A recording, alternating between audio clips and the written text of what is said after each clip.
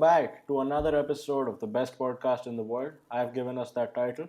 I don't know why, I've just done it. Welcome back. This is episode 35. The international break is over. It got over. It's not actually over, it'll be over in a couple of hours. It'll be over by the time you're listening in. Last week we were super excited, and as Russian football fans, this week we've been brought down to earth. We have a very special guest on with us today. Before that, I've got Artem, my usual co-host. Artem, what's up? How you doing? Um, what's going on? Yeah, man, I'm not too bad, Still in the same situation regarding lockdown and all that stuff. So my life has not changed in the last, Jesus, 8 months or something. But I'm super excited today. We've got a great guest on, and I've got the world map on the screen. And the reason for that is I want everybody to appreciate the effort that we've gone through, right? We've got three continents on the line here, right? We've got Hanu, who's recording at, I don't even know what time it is. Hanu, what time is it over It's there? almost like more than 2 a.m. Exactly. He's starting the podcast at 2 a.m. in this little He island is. He is. in Singapore. I am in a very reasonable time of 7 p.m. in Ireland. And we've got Erik. So, Erik, do you want to introduce yourself? Let us know how you're doing as well.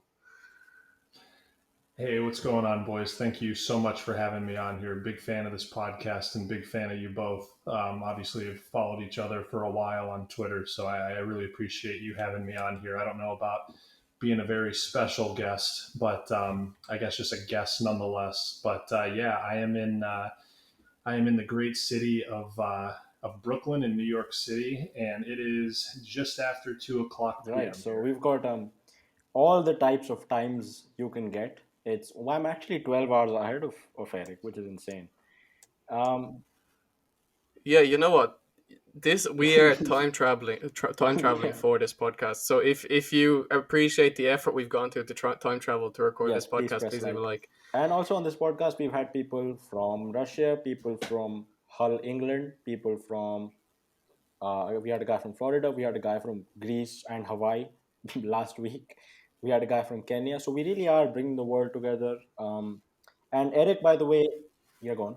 Have have we had anyone from like South America or Now we need to Australia yet? find No. someone. We And need to someone find from people. Antarctica, preferably, if you have some. They say that there's internet down there. And they Hmm. say that, somebody in the stations, in the many stations, they have an Antarctica. But yeah, to introduce Eric a bit more, you might know him as Sar on Twitter. He tweets a lot about primarily Ukrainian football. We said that, during the international break, we're going to try and get people from different countries, different parts of the world. We had a guy from Greece last week. This week we've got Sar, who's from, covers Ukrainian football, is a big Dynamo Kyiv fan, who's a big AC Milan fan.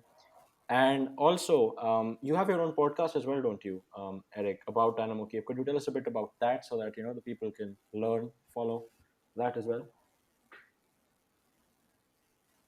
Yeah, I appreciate you guys letting me mention that on here. Thank you. Yeah, it's called the Dynamo Abroad podcast. Dynamo Abroad is what it's called on Twitter. So I'm actually in there's a group chat that was put together by someone I know, where it was just basically a bunch of people that are either Ukrainian, come from Ukrainian families like myself, or just people that are just interested primarily in Ukrainian football. So there's a lot of people in there. I'd say people that actively contribute on a daily basis, probably like Yeah. 10 to 15 people. And it's a really good group, discuss tactics and, team selections and results, whether it's the international break, obviously specifically for Ukraine, or just during the club season. But anyways, I got asked at one point by someone in there, myself and one other person, if we would be interested in doing a Yeah. Dynamo podcast. And at first I was like, there's probably a million other people you could find that are Mhm. more knowledgeable than I am. Like I don't know about that people will want to tolerate my horrible opinions on a podcast. But um, then I was like, why not do it? So yeah, I mean, it's great. We've been doing it for several months now, the three of us. I mean, we analyze matches, discuss tactics, team selections, cover basically Yeah. the Nama in and out for the entire season. So Um, it's definitely not what I Yeah. expected it to be in a very good way. It's amazing, and I absolutely love it.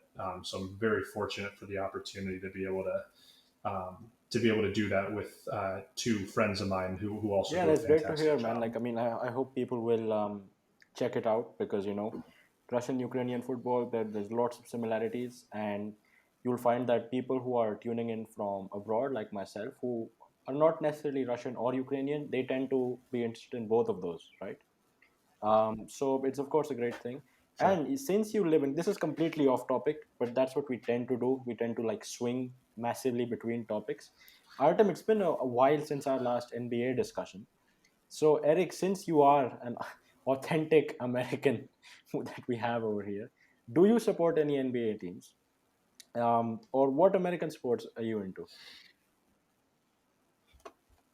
Okay. I like hockey, so I'm a big fan of the Montreal Canadiens, which we were talking before the pod about being near the Canadian border, and yes, that is a major plus because I can take a train up there within Yeah. like I think it's like 8 or 9 hours. Um, and go up there, which is great. Basketball, I do like basketball. I don't really have a team. I mean, growing up, I guess I kind of like the Celtics a little bit. Like I wore 33 when I played Yeah. basketball because of Larry Bird. And obviously now living in Brooklyn, Brooklyn is a Yeah. very good basketball team right now, They which is really kind of do. Yeah. cool. They've got what like a superstar team now. We both of Artem and myself we follow the NBA quite casually, but it's one of those things where you can see that like the main topic right now is that the Brooklyn Nets have an amazing team. I became a Knicks fan first as a meme on this podcast, and now I actually like support them properly. And Artem, the Knicks are making the playoffs, which is I hope you're willing to admit that now. Um, I mean, there's still a lot of the season to go, but they're looking good. It's what's so annoying. Like every single person listening to the podcast, please just like every single time the Knicks win, I get a message from Hanu, and it's always at like 3 in the morning or 4 in the morning, and it's just in capital letters the New York Knicks, and that's it. And I don't even have to check the results because I know they Exactly, won. because they play every other day, right? And it's so like if you look at the results, they lose one, win one, lose one, win one, and it's gone to the point where even if I don't look at the results, I know at this point on which day I have to message Artem saying that. So like it's become like that. But yes, that is my morning routine. I wake up, I check the Knicks results. If they win, I message Artem in all caps, the New York Knicks, and he typically doesn't reply. Um, but moving on from that, actually, you know what?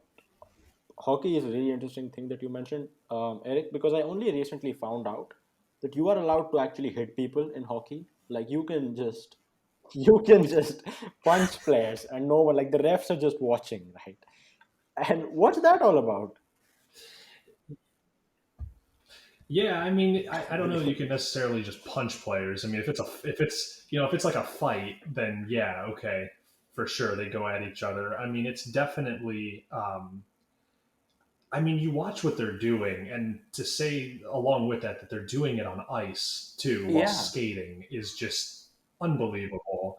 But yeah, I mean, it's a rough sport. It's a contact collision sport. Very fun to watch. And I think that when you talk about some of those fights and things like that, yeah, I mean the role of the ref is never really prevention. yeah. It's more so just like containing it, and letting them get some swings in until someone goes down, or until it loses, I guess, a little bit of steam, or things like that. I mean, I don't even know all the full rules of hockey, but man, is it fun to watch, especially when you get like two teams that just can't stand each other. They're going at each other. People are dropping the gloves. I mean, it is awesome for the paying customer. Have you played hockey yourself at all? No, I mean, I've gone out and skated around a little bit, and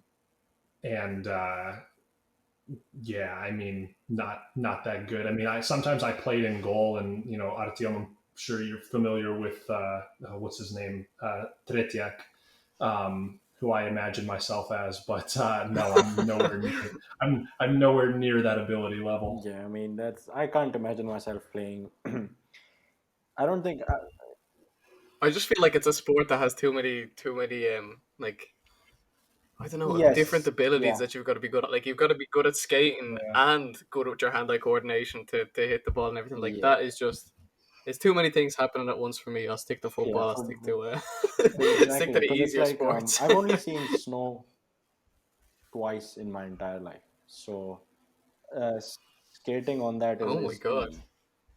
And we're hang on. Go on. Were both of those No, times in one of Russia, the times was or in where? Russia when I was coming back from the train, and I didn't see snowfall. It was just snow lying there. And then the other time was in Kyrgyzstan Okay. in 2018, which was honestly surreal. Like it was proper snow falling. So I like you know how kids in movies make snowballs and stuff, and it was like I got that proper Christmas feel in April. So like that was really fun. But You go to the wackiest honestly, like places of all I'll time. tell you the reason for that offer as well, and it's honestly, but it's a great country, man. Central Asia. I want to visit everything else that's there too, but Kyrgyzstan was just such a calm country. It's fully mountainous. It's like 90% of it is just mountains, and there's like a couple of cities, and it's really like a peaceful, calm country. I like countries like that. Um, Okay, well, when you're going to Kazakhstan, let me know because I'll Speaking meet you of there. Kazakhstan, Ukraine are taking them on in like 22 minutes. What a segue that was. Um, Yes, they are. That see, was that was I'm glad very Artem brought impressive. it up because I was actually struggling to think of ways to do that. But speaking of Ukrainian footballs, are we from the outside? We look at it right, and you guys won the 2019 U20 World Cup. You guys have Shakhtar Donetsk, who are probably the best Eastern European team in football at the moment. I know you don't like them, and that's very fair. Sal is thumbing down at the screen. You've got like Dynamo Kyiv, unfortunately. They're, to be fair, you're top of the league right now, aren't you? They are top of the league, right? So they're going to be back Yeah. hopefully in the big time soon. But you've got clubs like Zorya Luhansk, Vorskla that show up in the Europa League, give a good account of themselves, and then dip. And you seem to have a very talented bunch of players, some of which are, Hannah, what did you're I you're forget? forgetting one thing.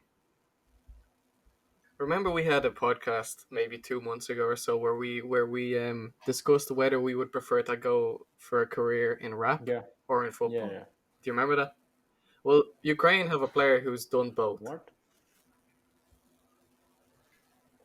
Please, come on. You know who this I is. don't because your screen isn't 240p for me, but like, Okay, let me zoom the whole way in. You know this. You've seen this video. oh, Zinchenko, of course, This yeah. man right here. Jesus, that's what you're talking about. I thought it was some actual rapper that they had, but no.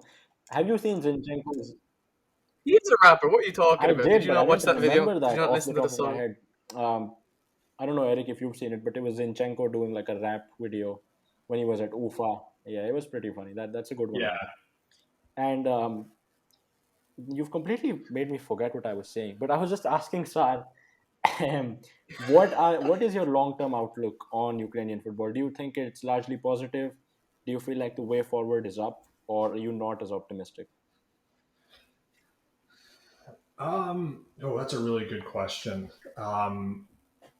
I'll do my best with this as I'm probably a little bit more knowledgeable just on Dynamo specifically than I am Ukrainian football as a whole. But like I said, I'll do my best with it. I don't know. I think that it's kind of stagnant right now. I think that if we take a look at like the national team, for example, and we take a look at national teams, specifically players that we've had in the past, players like Shevchenko, Ribrov, Shavkovsky, Yeah, even just Dynamo legends that have played and really made a good account of themselves when playing on a bigger stage, like in the Champions League. Um, Individually, we've had better players and arguably stronger yeah, sides in the past. Um, I give a lot of credit to Shevchenko right now with what he's done with this squad because this is not a squad with superstars. I mean, even a superstar. I mean, there are some talented players in here. I think that, especially from a Dynamo perspective, there are a decent amount of young players that are up and coming that I think yeah, have very bright futures.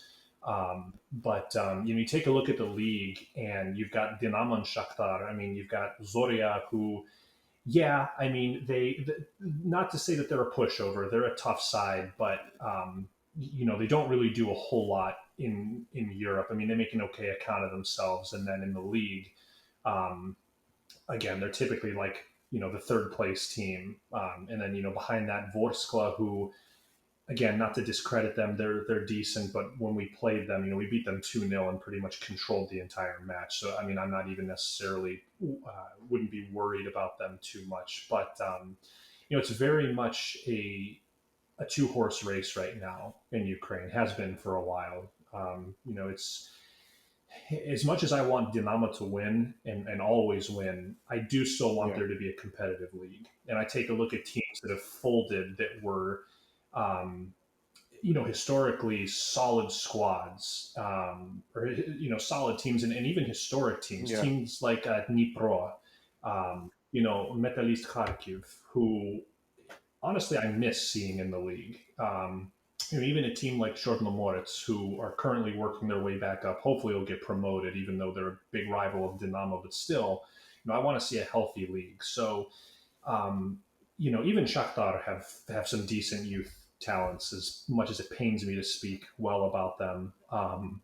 But yeah, I mean, I would say that there's definitely, I don't know if glimmers is the right word, but there's definitely some hope, and there's definitely some talented youth prospects. But overall, it's a bit stagnant right now. I mean, we haven't really produced talent like we've seen in the past. I mean, I even take a look at someone that I was a huge fan of, like Artem Milevsky, who was a player that unfortunately his career was ruined by the bottle. But I mean, legend even of the him, game, nonetheless.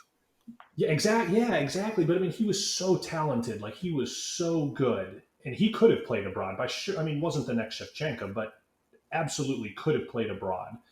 But he was someone that could perform, in Europe, for example, too, and could make a difference. And I mean, that's another huge thing that Ukraine have not had in a while, and Dynamo haven't had in a while, is an effective striker, which is sorely missed at this point. But we'll see. A 1-1 draw against France was outstanding, and then we drew 1-1 against Finland, which was extremely disappointing. So we'll see what happens this match. I mean, I would be expecting 3 points from this. Anything less, I think more questions are going to be asked of Shevchenko. So I'm really hoping that we can get a win in this one. Just before we keep talking about Ukraine, you mentioned one thing is that you'd like to see Dynamo winning all the time, but you'd still like there to be a competitor in the league. This is something that me and Hanu have been discussing for, I think, a month straight. No, I think a month straight, like no joke, every single podcast we've asked every guest. Basically, the dilemma is like this, right? Hanu would prefer there to be one team who runs away with the league but performs well in Europe. Whereas I said, look, Europe is important, but I'd much prefer a league that you never know who's going to win. It's always interesting. So my question to you is, which one of those would you prefer? Obviously, at the moment, Shakhtar are the strongest team in Ukraine. At least they have been for the past the most previous years, and they have been performing well in Europe. So would you prefer, let's say, Dynamo swap places with Shakhtar? Dynamo are the ones winning the league all the time. Dynamo are the ones that are performing in Europe. Getting to the quarterfinals of European competitions, or even further. Or would you prefer the league to be closer, but you might not get those highs in Europe? I mean, that's a good question, honestly. I mean, I guess off the top of my head, I'd probably go with Dynamo running away with it, as well as make it, like, the key thing for me with this question is making a run in Europe. So with that being put into it, then yes, I'm fine with Dynamo running away with the league and seeing them perform, uh, at the next level and being competitive at the next level. I mean, I'm not someone that ever wants to see a rival relegated. Like, don't get me wrong. Do I want to hammer them? Absolutely. Now, Shakhtar is a little different story because they were a nobody for the vast majority of their history until they got owned by an oligarch that started pumping money into them. So if they disappear from the face of the earth, I could not be happier. But like, if I take a look at like, teams like Dnipro, Metalist, or even like if I go back and I were to take a look at like the Soviet League, right, and I take a look at Dynamo Spartak, I would want to beat the living hell out of Spartak every time we play them. And I'm sure both of you can agree with that. But I would never want to see Spartak relegated. Like, I want to see two teams that are both quality going at it. And I want to see a chippy, fierce, fiery rivalry on the pitch. Mm-hmm. That being said, though, with Europe in the mix, yeah, I would rather Dynamo just run away with it, and I'd want to see them performing well and making runs in Europe. I think that would make it easier to hold on to some of their best players, and even attract better players to come to Dynamo. So, yeah, that's a really tough question because, like I said, I think about that a lot too, and I always prefer like a healthy league. But I guess for me, Mm-hmm. supporting my club, I'd much rather see my club always coming out Yeah, on I mean top. that. Yeah, go on, Artem. All right. Yeah, no, I was gonna say that's just a good answer, like good answer and good logic, and yeah, of course the healthy league is important. A run in Europe is amazing too. So I really don't think there's a wrong answer Yeah, to it's that up to question. personal preference, and especially in Ukrainian football, I feel like the money is so important. Champions League money, if you're getting like even 2 million, that's a lot for clubs in Ukraine who usually don't have that much just to spare. And it is sad because I mean, you talked about Metal East and Dnipro. Like there was a period in I think 2014, 15, 16, something like that, when you had like three Ukrainian clubs in the Europa League semi-final, something like that. It was like Dnipro, Metal East, and one semi-final.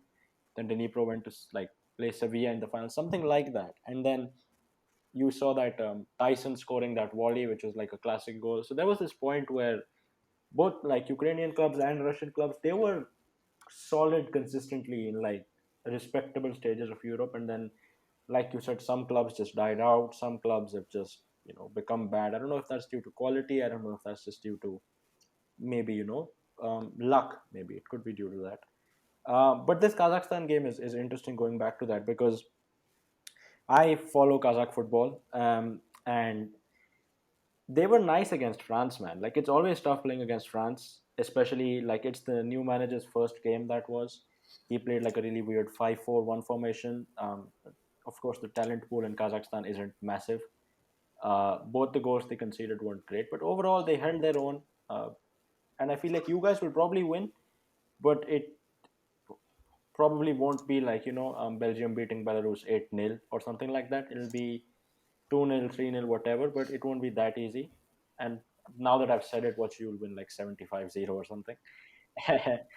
Because I have a tendency to jinx stuff. But no, I think it'll be. Could I just say, Hannah, you have a tendency to jinx stuff, but let's talk about Lambro's prediction from Yes. last week. He said Spain were going to win 5-0, 20 minutes. Like the game had already started when we ended the pod, and then Spain actually, Greece drew 1-1 with Spain. And they're going to play Georgia today, which is going to be a fun game for Georgia, Greece, and so on. Um, Going back to international break and Russian football, Artem, last week we came on here. Russia had beaten Malta 3-1. Then they went out and beat Slovenia. I don't know, 3-1, 2-1, something. And yesterday they lost out to Slovakia 2-1. Robert Mack got a goal and an assist. Remember him. Um, what do you Oh. think? What do you think of the international break? Do you consider it a success? Are you sad? Are you happy? Because now it's Croatia are back on top for some reason, and it's like 6-6-6 or something like that among the top three teams. Yeah, I mean, last week when we were on, I said hopefully we come back this week and Russia have at least 6 points, and that's exactly what they have. So I'm happy with it. Like at the end of the day, like you said, we're joint first, regardless of what way you look at it. What the hell is going on here? Anyways, we're joint first. Like, look, the Slovakia game wasn't great, and I think that's an understatement. But the Slovenia game was good. You know, Zuba got another 2 goals. He is 2 goals away from breaking the all-time record of being the Russian top scorer, which Yeah, is fantastic. I'm not gonna lie. I watched the first half of the Slovakia game, and then my stream died, and I just wasn't bothered finding another one because it just wasn't yeah, that interesting of a match. But Robert Mack, I've hated him since he scored that goal at the Euros against Russia, and that was a long time ago. I think that might have been yeah. That's 2016. probably when it was. Yeah, it was When else would 2016. it be? Jesus Christ, it's been 5. Yeah, I know, but it's been 5 years since the Yeah, it Euros. That's has. insane. But yeah, I've just disliked him since then. He moved to Zenit, and he's just one of those players who's just annoying to watch. Like, he's just not fun. But I don't know. Overall, the senior team's international break has been a success. Same can't be said for the under 21s. But under 21s football doesn't even exist in my eyes, only because of the recent results. Ukraine didn't qualify Um, it for the Euros anyway, so it doesn't matter to any of us now. It doesn't matter. We yeah. it doesn't. No, it's Yeah, it's it's exactly. It's over. like why are we watching kids play football? It's not relevant. I know we had a golden generation. I know after beating Iceland 4-1, we were all really excited. We thought it was going to come home. We thought everybody was going to go to Europe, but then we lost 2-0 to France and then got hammered by Denmark today. You know what the most How annoying no, part is, yeah. though?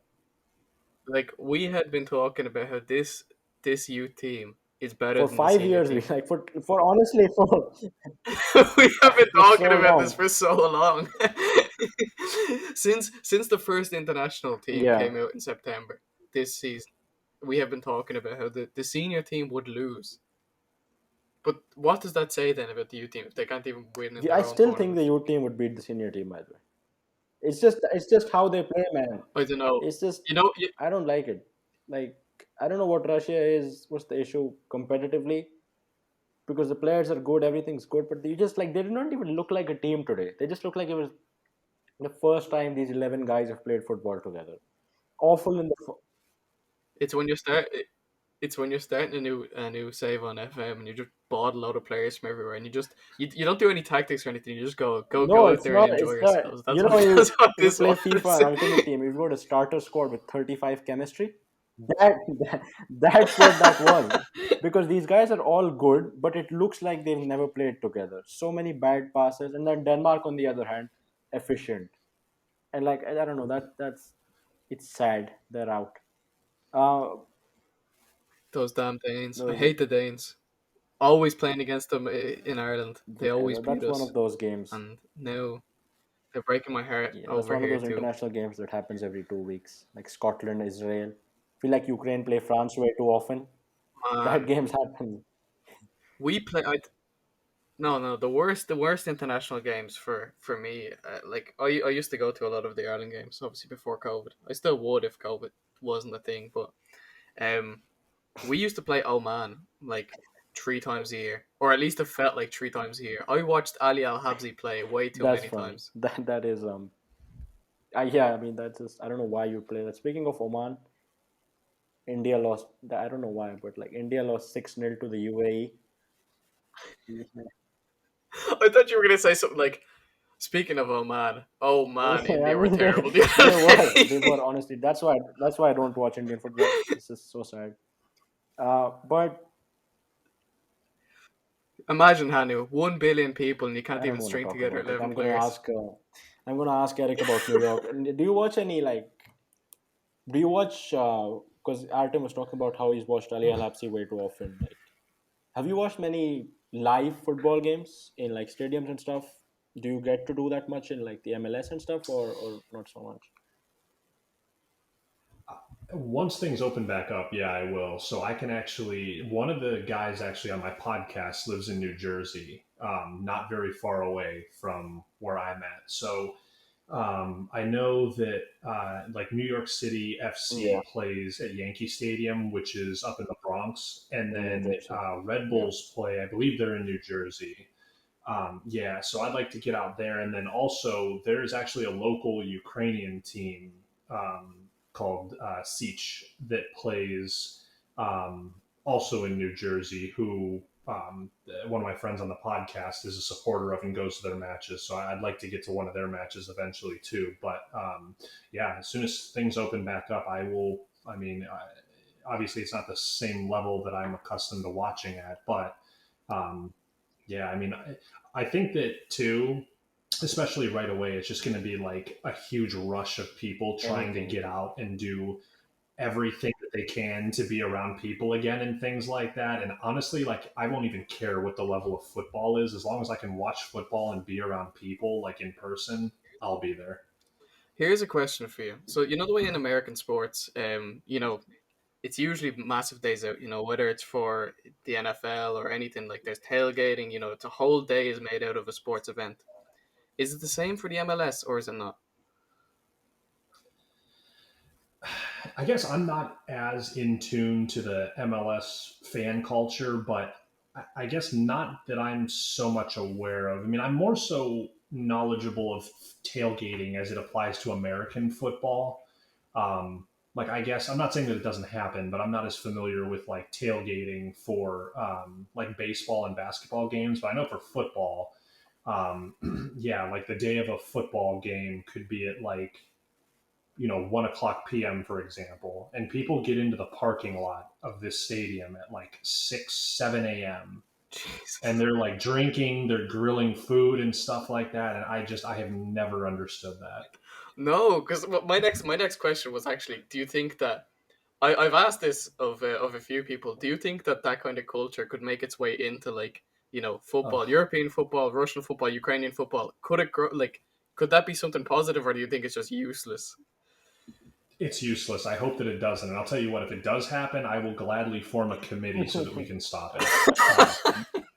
Because no, absolutely not. Like, you take a look at like ultras and even just fans in general during matches, and I think that that is like that is a great atmosphere. Like I've been to some matches that have been really great atmospheres and things like that, but there's no tailgating. Like, what are you doing 5 hours before the game? Like, what is the point of that? Yeah, so maybe like I said, the three of us can form like Anti-tailgating a task task force. Yeah, force if we'll that just happens, and we'll stand put in front of cars is what we'll do yeah, we'll on put like the highway. Wait, is tailgating yeah. like what is You know what? tailgating? That, Is that it like going to an away day, or is it like the fans from that city just tailing around the city for no reason? What? Yeah, it's basically like you, and I mean, I don't know, maybe there's other ways that you can do it, but the way that I'm most familiar with it is, Yeah. is like when you have a home game and those home fans just all congregate in a parking lot and they bring like grills and food and drinks and stuff like that and just like hang out and goof around. But like I said, I guess I can maybe understand that if you were going to do that for an hour or two. But there's people that do this that get there like I said, like 6, 7 a.m. and then they're sitting there for 6 hours until the match starts. Um, I mean, Yeah. I'd be asleep at that point. I wouldn't even be awake for the game. Yeah. yeah, it's an interesting answer because like I know that like you've been to a Zenit game, right? You were over in St. Yeah, Petersburg at one point. yeah. This was maybe 3 years ago or so, but Oh. yeah, it's actually Zenit Spartak. Oh, yeah, I remember that actually. I remember you went over and I was like, "Oh man, I'm so jealous of you." That was in the new stadium as well, wasn't it? It was. I believe it was actually still.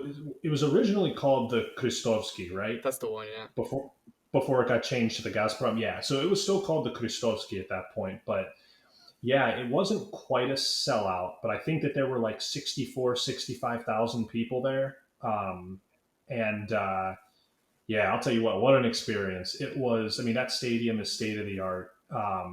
Finished 0-0, which was a bummer. Would have liked to have seen a goal, but I just remember like, and honestly, I kind of like Jakia. I think that he's a good defender, but I just remember him and other Spartak defenders just hanging all over Zubo while he held up play.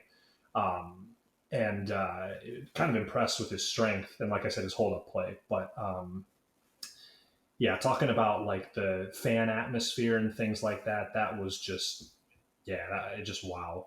And a beautiful city on top of that. I really like St. Petersburg.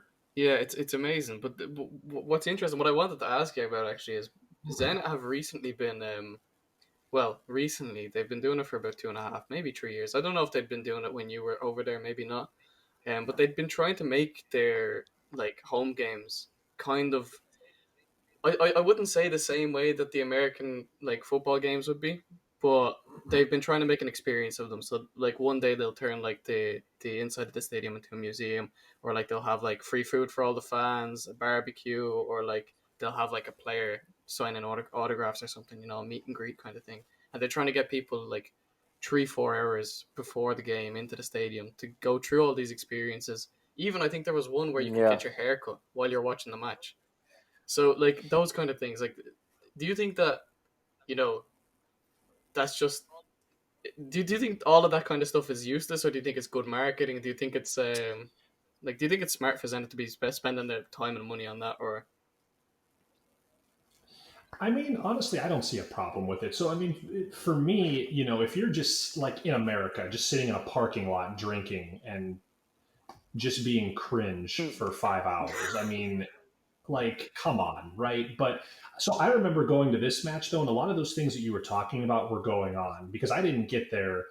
Side note, I actually walked from, I forget where we were, but we basically Hmm. walked 2 hours across, several of the islands, and then eventually got there, which was miserable. But I remember getting there, and there's like restaurants like kind of surrounding the stadium, and then once you got in, there were all kinds of activities going on. Like there was like a thing where like it's got like the you got the football that you kick into.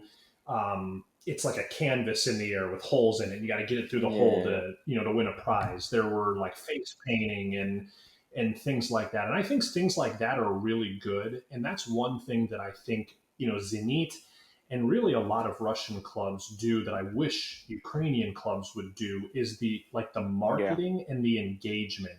I think from a social media standpoint, but even from those things at the stadium, I think if obviously you go to a match, I went to a match in Sweden to go see Goatboard play, which is on a much smaller scale, but I still had a really good time and I thought that it was great. There wasn't anything like that going outside the stadium, but um, still a great experience. Fans were great. But I take a look at that match when I went to Zenit and all of the things that are going on outside of the stadium, like actual planned activities for everyone to do, for specifically kids to do, for adults to do. And I think that if you're a neutral coming to that or someone from another country that comes to that, that's really cool. And I think that's something that can hook in neutrals to potentially start supporting a yeah, club. Is seeing someone, obviously the main thing is the football match, but they have all these things going on to interest you and to, get you involved in things like that, giving away prizes and stuff. I mean, like I said, for about I think we maybe got there like an hour before kickoff or so. And I mean, there were so many people taking part of these activities, walking around. I mean, you have the Gulf of Finland is right behind you, taking pictures and things like that. I mean, yeah. it's in a great location. It's in a really beautiful location. But I think that specifically to answer your question, I think some of those things that are specifically planned, maybe a couple hours before the game, I think that that's fantastic. I think that that could be really good for fan engagement, and I think it's also really good for neutrals that maybe just came to see a football Yeah, match that that's day. fair. And it's different. Like when a club does it, it's different. And when it's just a random bunch of people in like a Walmart uh, parking lot, then I guess it is, it is, it would be different. I mean, the thing you say about Ukrainian clubs and their social media stuff is interesting because we not necessarily criticize, but we're often critical about how a lot of Russian clubs handle their media stuff, and it's improved, to be fair, in the past 2 3 years. But I've seen a couple of Ukrainian clubs do some really creative stuff with their Patreons. I don't know, it's like a couple of smaller clubs, and they're creating their own little memberships with perks, and I guess it's a nice way um, to make money, and for them, which is cool. But you mentioned the ultras there, right? And I know you were talking about how that's a great thing for the atmosphere and everything. And I know that Dynamo's ultras have been quite upset this season over the club signing Lucescu, right? And to me, I don't know if Artem agrees with me, but I feel like ultra culture in general, whether that's except for a few clubs, I feel like they can be a bit too emotional at times. We've seen Lokomotiv Moscow, who sacked a very legendary manager they had, but who was, with all due respect, a dinosaur who wouldn't take them any far, right? They did that, and they've got a new manager who's doing very well. They're the best club in 2021, and their ultras are still campaigning every day, like, oh no, we want this guy out, bring in the old guy in. That's all we want, right? And I feel like Lucescu, I know he's famous for Shakhtar. He did very well there, but this season you're doing well enough with him. Yet the ultras seem unwilling to budge, right? They still are against him. They still want him sacked. So, what do you think of the manager, and what do you think of the ultra stance towards him? Do you think it's fair? Do you agree with them? What do you think? So just a quick side question: is that Yes, I Lokomotiv really do not manager like the line Semyon? because he was, whenever he was managing on the touch line, first of all, he was such an annoying fella because he'd just be in the referee's ear all the time. You would see them like on the screen, and he's so annoying a manager. But even he's a legend, and even though he's a legend and everything, I just felt like he wasn't going to take Loco any farther than what he did. And the new manager they have, he's a new manager, like he's younger, got new tactics. Whereas I feel like it's time for a manager to bow out in grace. So that's why I just don't like the fella. But yeah, go on. No, that's fair. I know that like myself and one of my friends on the podcast are big fans of Semyon. Maybe not so much in the sense that we think that he should still be managing or things like that, but he Yeah, had two stints actually at Dynamo. Uh, and the first one, I believe it was 2007 to 2009. I'm pretty sure he won the league a league title with us, and then also took us to the semifinals. Ironically, knocked out by Shakhtar. But he is someone that I look back on very fondly from his time with Dynamo. yeah, I thought he was a very good manager. Uh, but so to answer your question, no, I think at this point it's a ridiculous stance. It's mindless, it's stupid. People calling for him to leave and things like that. You know, when it first happened, I thought it was a joke. I mean, you can kind of. I'm not saying that this is apples to apples, but you can kind of look at this as, excuse me, you know, Wenger yeah, going to Tottenham, or Sir Alex going to Liverpool. yeah, It's very unprecedented. But if you fast forward, you take a look at what's going on right now. So we were knocked out of Champions League qualifying last year by Brugge. We beat them this season in the yeah, knockout stages of the Europa League. We failed to qualify for the Champions League last season, yeah, qualified this season. We're 7 points clear at the top of the table. Now, mind you, I will admit that that point gap does have something to do with yeah, Shakhtar underperforming in the league. No question about it.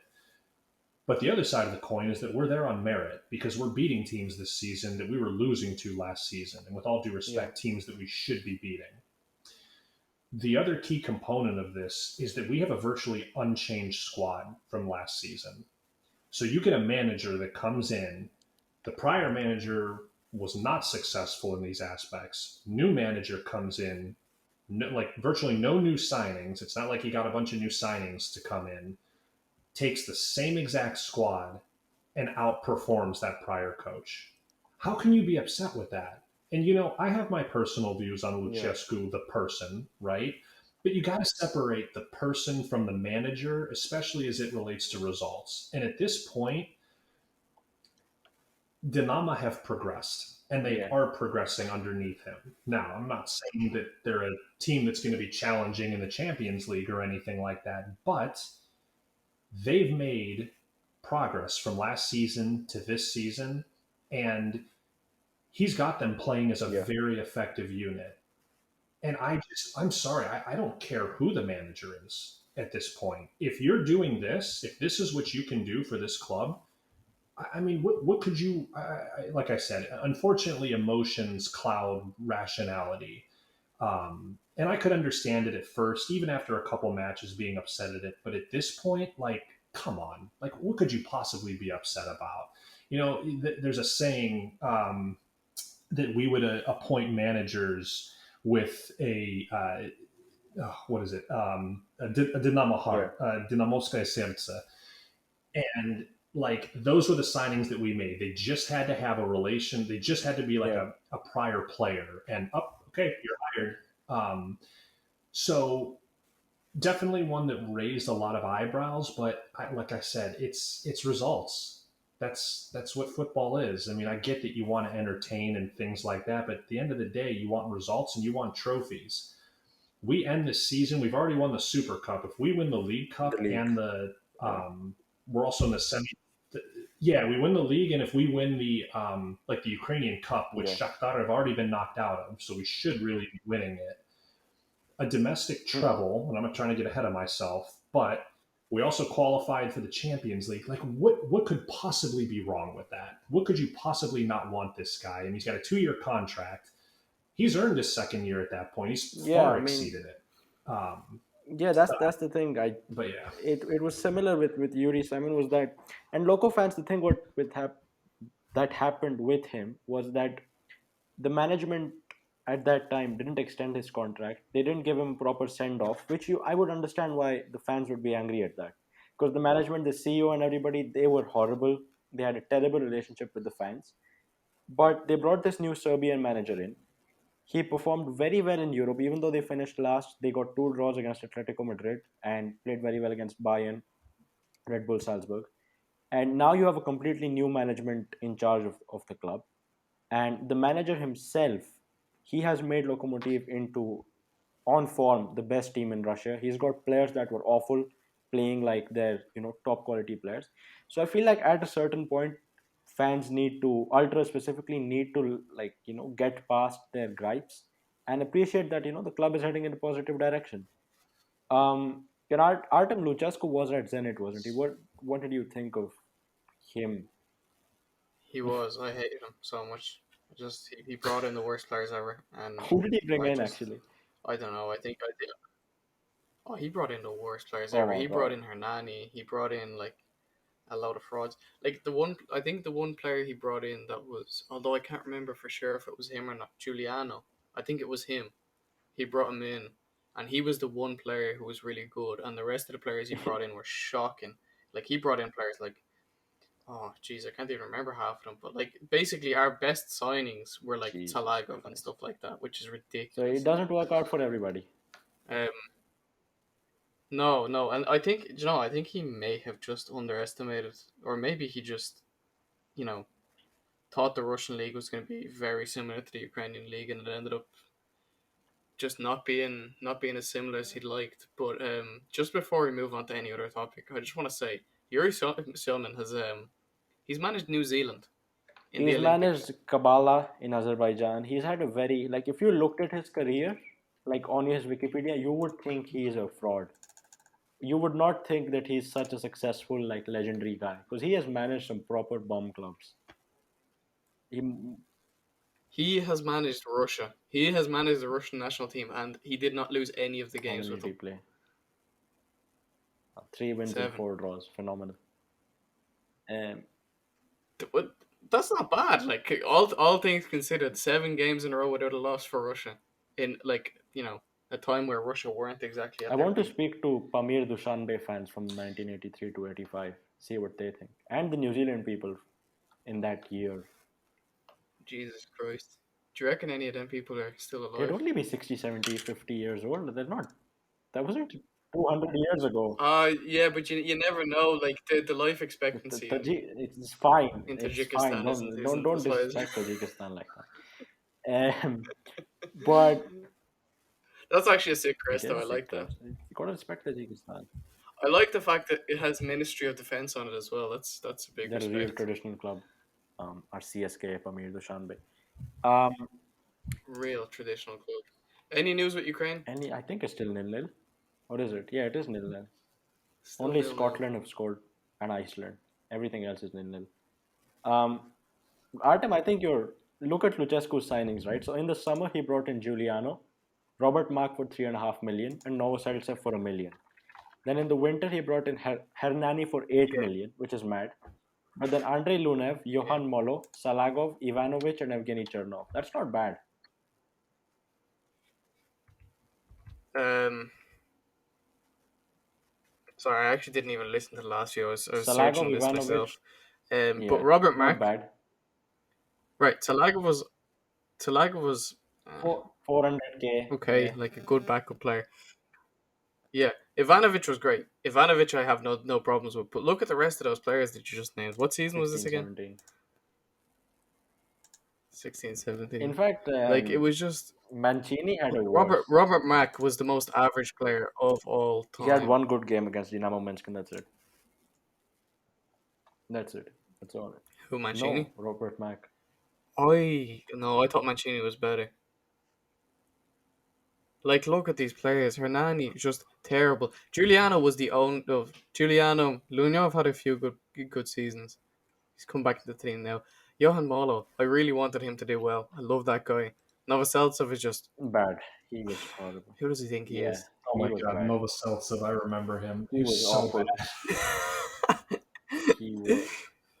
He's 20. Oh no, was he 25 at that? Yeah, he's 25 at that point. I thought he was 25 now. I was a bit go Yeah. crazy. How is he so young? But like, look at these players. They're just trash. It's just We have trash. we have to give real credit to So Sergei Samak for the rebuild he did. It was such a quiet rebuild. Like if you look at his first couple of games, which were with Dynamo Minsk, and if you look at the squad and the bench for that to what it became in the peak, I feel like Zenit have regressed this year. Like the bench this year, and every game is just a load of nobody, children, youth players who just don't even get minutes. Um, but in 19, 20, 18, 19, it was a proper good team. Um, Sir, I wanna. I honestly, I think Rabalta deserves He's more gonna leave respect this than season, by Samak. the way. Uh, Nobody is talking about that. That yeah, his contract Rabalta, expires, and nobody has talked about it Rabalta. for a while. Oh, we're in 4 years of pain. Because you don't see anyone talking Welcome, about it. Andrei Arshavin. Welcome, Andre Arshavin. So, Eric, what do you think of Arshavin becoming the Zenit sporting director? Interesting. I guess, like I said, I haven't really followed his involved. I know he's involved with the club. Wasn't it like him and like, oh, who's it? It's like a short guy, and his last name's like Boistry or something. Like he's really fast. That did Yeah. like commentating or Bistrov, something yeah. like that. Boistrov, yeah. So I mean, that's really the most up to date knowledge I have on it. But I mean, I don't know. I guess I think that I don't know. My ex hates him. Like thinks that he's the biggest idiot on the face of the planet. Like when he opens his mouth, like she cringes and is like, mute the TV. I can't stand him. Wasn't a fan of like his comments about like after I forget what was it, the World Cup or the Euro, where he was like, "Oh, fans are disappointed, then that's their problem." Yeah. Um, but I got to be honest with you, as a player, I loved him. I really did, and I guess if he can do the role effectively, we'll see. I hope that he can. I have nothing against him, but I guess really my only thoughts on him are just that his first stint, then what was it, 10 years or so that he spent at Zenit, that 2008 squad that won the Euro Cup that Yeah. ironically had Timo Schuck in it. That was a special squad, and I really enjoyed watching Arshavin. I think that he was a fantastic talent. So I hope that he can do the job effectively. I Yeah. got nothing against him. It's real mixed emotions because, like, I think me and Hannah both agree with you in saying that he's an amazing player. Like, at one point, like, I will never let people forget that he came sixth in the Ballon d'Or 1 year. I will never let people forget that. And, like, he was a fantastic player, but, like, He's a bit of a weirdo. when he He's does more than speak, a it weirdo. does sound like he's an idiot. And he's done a lot of really weird shit. But then again, like me and Hanu had a match TV commentator on the podcast, and he was like, "Arshavin is the most knowledgeable person I've ever spoken to about football," and me and Hanu were just about like, "What? What? Yeah, exactly. Arshavin? Is this the same Arshavin that we know?" Because this guy, like, he chats shit 99% of his life, but apparently the 1% where he's chatting about football, he's a genius. So I really like I'm excited to see how it goes if he does come in as a sporting director, but I'm also kind of terrified. I hope he does well. I truly do. And hey, I have a question for you guys. And this isn't like trying to get into like a political discussion, but it is something that popped up that like kind of was surprising to me. So do you remember Yes. Igor Denisov? Yeah, Okay, so I liked him. I know he's a bit of a head case at Zenit, but I did like him as a player. But when he came out and supported Navalny, which whatever, I'm not even going to get into that. But he was. What did you both make of that? Because he's kind of like the last person that I would have assumed would come out and make a statement like that. Oh, you know what? It was so funny because every single time he makes a statement, like for the bulldog he is on the pitch and for like the hard man he is, and you don't want to get tackled by him, he's gonna break your legs. Right. He always sounds like he's crying. When he's speaking to people, he always sounds like he's crying. But like politically, look, I absolutely agree with him. I really I have no idea how Russia have managed to get Navalny behind a cell like that, and like I honestly I was outraged when it happened. I still am outraged, and everything's quieting down. But I really just hope he survives these three years, because what he's doing is absolutely the right thing. It's hard not to get political when things like this to get brought up, but like it's ridiculous how much corruption has stolen from the people of Russia, and like it doesn't matter who it is, whoever is calling it out, whether it's Navalny or anyone else. I think they deserve respect for it. Look, you might not like him as a person, you might not like his policies, the way he wants to bring the country forward, but I think anyone who speaks up against corruption should be treated with some kind of respect at least. Yeah, I totally agree. And like I said, I apologize. I don't mean to like get into like a political discussion, but it was just like if you gave me a list of former players and said, guess which one of these people spoke up in support of Navalny and against corruption and things like that, Denisov would not be one of the people that I'd be pointing out. No, that's the thing. He tends to stay quite quiet, um, about politics, about everything. Like I never really hear him speak out. Um, but obviously that just shows the magnitude of the situation. When even players like him, who have a very small public profile in politics, would Right. come out and Right. support the opposition of Russia, which is not an easy thing to do by any stretch. Yeah, that. Yeah, agreed. I was like I said, I was just curious because I saw that and I was like, Igor Denisov. Wow, that's such a random Yeah, name that all of a sudden is popping exactly. up. But Can I just say, I really hope that the political disputes between Ukraine and Russia do not last, because I am hating this. I'm hating everything about it for the last 5, 6, 7, 10 years. yeah, I mean, look, I like I said, I don't want to go too into depth onto my views specifically on that situation, but I will say that I'm never going to judge someone based Yeah. upon their ethnicity or by their their nation of birth. I have a lot of friends that are Russian that we don't discuss politics. They're good people, and we have a lot of fun, and that's that. That's how it should be, and I hope that it will be one day. I mean, like I said, I have my thoughts on the situation, but that doesn't mean that you know being this ethnicity, being this Yeah. nationality makes you good or bad.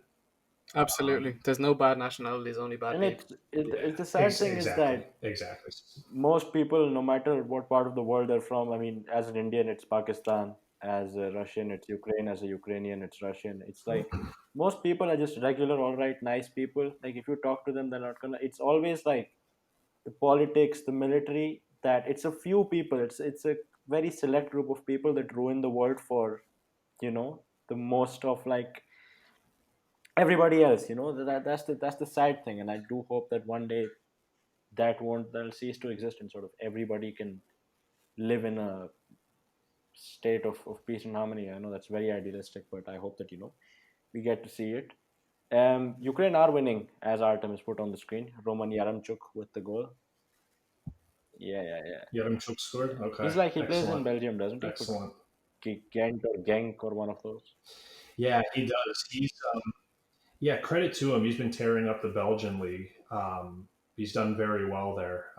Yeah, I'd like to see him move on, honestly, but yeah, nice Yeah, to man, see that's him the get on thing. the Honestly, score we talk sheet. about so many times we talk about Russian players moving abroad, and the thing is, Ukraine have so many players that play abroad, whether it's in Belgium, whether that's in Italy. It doesn't even have to be a big team, right? But Russia, you've got Golovin who plays for Monaco, who are a big team. Like when you're talking about Russian players moving abroad, it's always to like a Champions League, Europa League team. Nobody ever just picks up their bags and goes to Belgium, which is sad because you want to see how competitive your players can be on the European scale and at club level and stuff. So that ends up changing one day. Actually, that's a good topic. Artem, what do you think of Zainuddinov going to Atlanta? Did you even see that rumor? I mean, I did see that rumor. Sure, I made up a Oh yeah, big you did. text about it. Remember? Exactly. the inside joke. We won't share it online on there, but yeah, I mean, it would be cool. Although I don't know, would he get a I game mean, there? the What do you Ukrainian think? guy who moved hasn't. What's his name? Oh God, don't even get me started on that. Oh my God, The other don't even Kovalenko. get me started on Kovalenko, yeah. that. Oh He was. Malinovsky got yeah. a Oh game my after like a God. year not getting any games. Miranchuk still hasn't played 90 minutes of football. We're in March. He moved in September. So, like, it would take 3 years for Zainudinov to get his first match. I don't like that. I don't like managers that do that, man. That, they say that Gasperini, oh, he's got his tactics, he's got his ideals. Like, I don't get it. Just give them a game, let them play.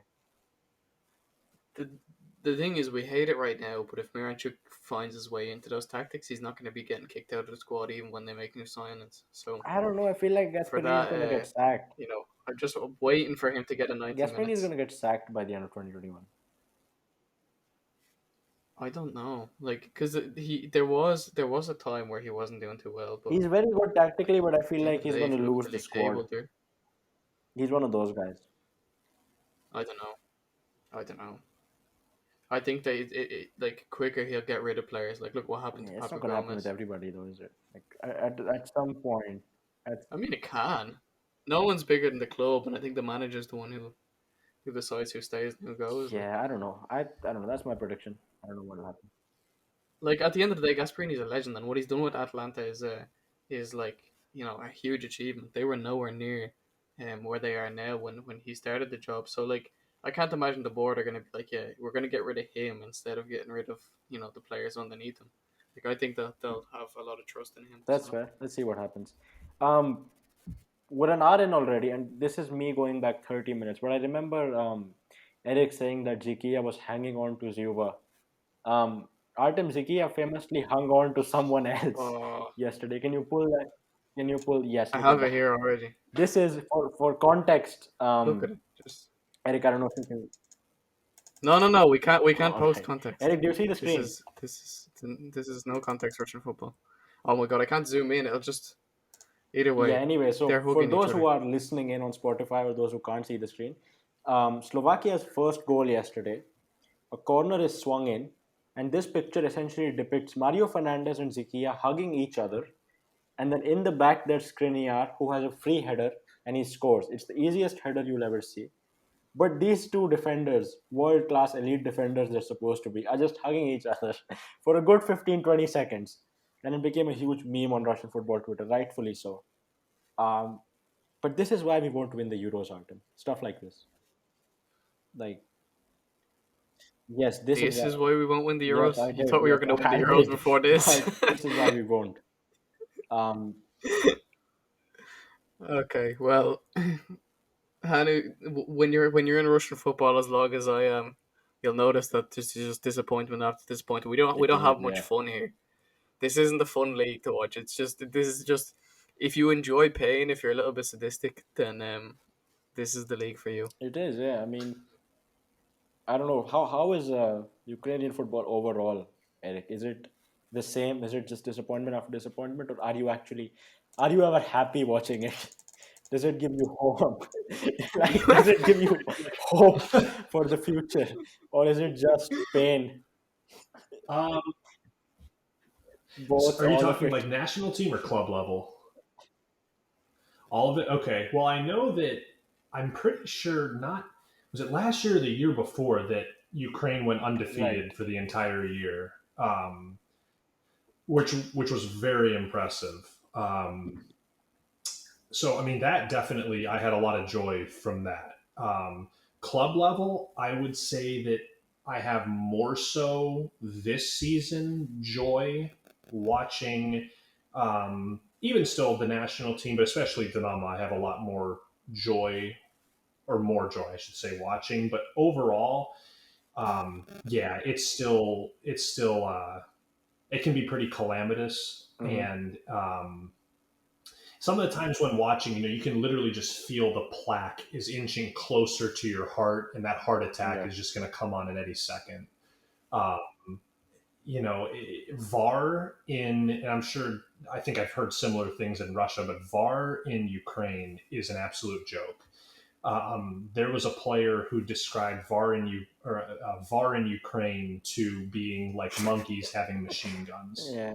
um, which I think is a perfect way to say it. But like I said, there are some pretty talented youth players and young players that I am very excited for, but the league itself has definitely regressed from like a competition level, and VAR has a long ways to go in Ukraine. I mean, it's like every single review takes like 10 minutes, and I swear it's like 90% of fouls that get reviewed by VAR come back and end in a red card every time, and it's just yeah, it's a joke. It really is a joke. So I would say this season is a little bit better, but overall, just like you said, if you enjoy Yeah. pain, if you enjoy suffering, if you enjoy that feeling of hopelessness that nothing is ever Yeah, going to get better, yeah, it's the Ukrainian same Premier League in might the be for RPL you. and Russian football.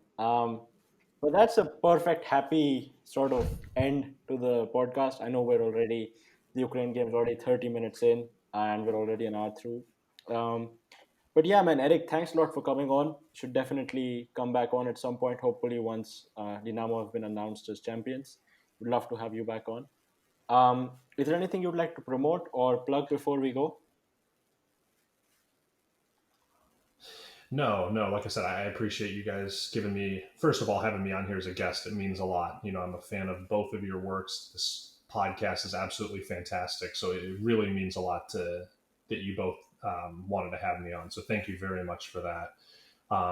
But no, I mean, like I said, I appreciate you giving me a platform to talk a little bit about my pod and what I'm doing. But um, yeah, I mean, outside of that, truly a pleasure. I'll can obviously continue to be listening to your podcasts and laughing and maybe crying along to the no context Russian football tweets. But no, seriously, boys, keep up the great work. I think this is a great project. Yeah.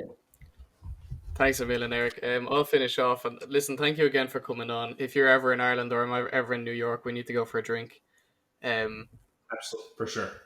so, anybody listening to this podcast, if you enjoyed, as always, leave a gold medal on SportRex, leave a like on YouTube. Let us know what you think about anything we discussed tonight.